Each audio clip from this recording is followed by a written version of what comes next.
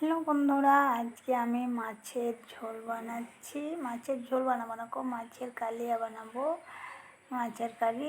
তো এই যে মাছ এখন ভাজা করছি, তোমরা দেখে নাও। যে মাছ ভাজা হচ্ছে,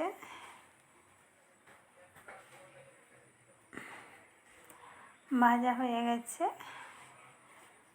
খুব কড়া করে ভাজা করিনি, তা শক্ত হয়ে যাবে, সেই জন্য ঠিকঠাক খুব কড়া করেও ভাজিনি, আর খুব নরমও না, ঠিকঠাক ভাজাগুলো হয়েছে।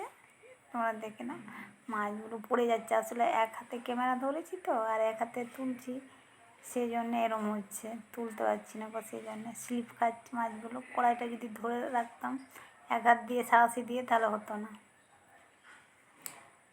মাছগুলো এখনও ভাজা কমপ্লিট হয়নি, একবারে তো সব মাছ দিইনি, অল্প কটা করে ভেজে তুলছি।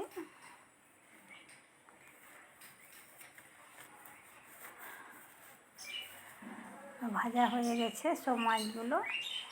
এবার মাছ ফোড়ন দিলাম,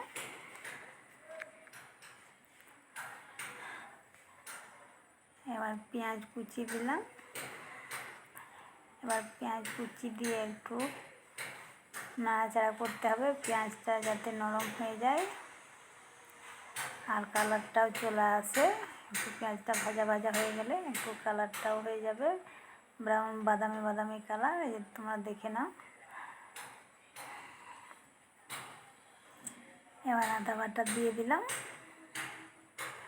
এবার ওটা দিয়ে একটু নাড়াচাড়া করবো, যাতে আদার গন্ধটা চলে যায়।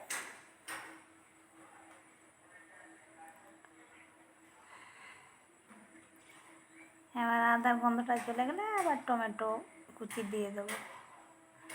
এবার ওটা দিয়ে একটুখানি নাড়াচাড়া করবো, যাতে টমেটোটা একটু নরম হয়ে যায়।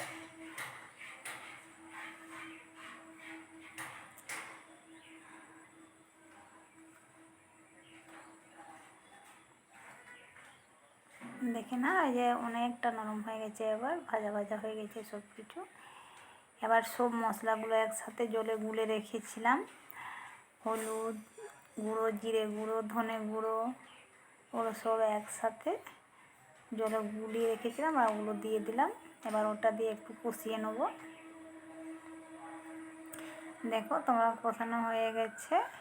একটু জল দিয়ে দিলাম, দিয়ে পরে একটু কাশ্মীরি লঙ্কা দিলাম, তাহলে কালারটা চলে আসবে।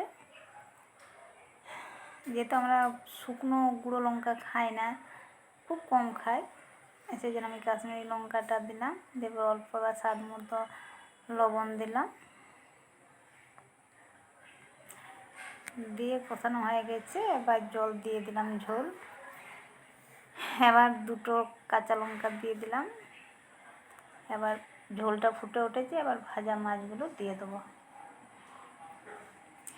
এবার ওগুলো মিনিট 5-6 ফুটবে, তাহলে মাছের কারি রেডি হয়ে যাবে। ওই যে তোমরা দেখে নাও, অনেকটা ঝোলটা কমে এসেছে। ওই যে দেখো, এবার গ্রেভি হয়ে গেছে। এবার উপর থেকে ধনেপাতা ছড়িয়ে দিলাম। এবার হয়ে গেছে, নামিয়ে দিয়েছি। দেখো তোমরা, কি সুন্দর হয়েছে।